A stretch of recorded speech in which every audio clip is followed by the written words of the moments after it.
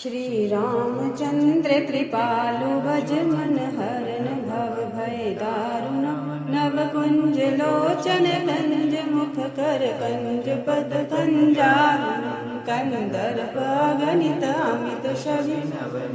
नीरज सुंदरम पटपीत मानहु तड़ित रुचि शुचि नौमि जनक सुतावरम भजु दीन बंधु दिनेश दानव दैत्य वंश निकंदनम रघुनंद आनंद कौशल चंद्र दशरथ नंदनम सिर मुकुट कुंडल तिलक चारु धारु अंग विभूषणम आजानुभुज शर चाप धर संग्राम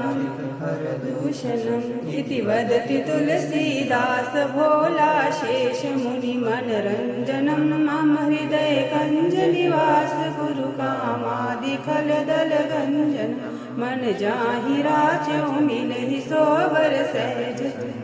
सावरो करुणा निधान सुजान शील स्नेह जानत रावरो एहि भांति गोरी असीम सुनि सिय सही हर्षित अली तुलसी भवानी पूजी पुनि पुनि मुदित मन मंदिर चली सियहि हर्ष न जाय कहीं जाने गोरी अनुकूल बाम अंग फरकन लगे मंजूर मंगल मूल सियावर राम जय जय राम करो कल्याण जय श्री राम।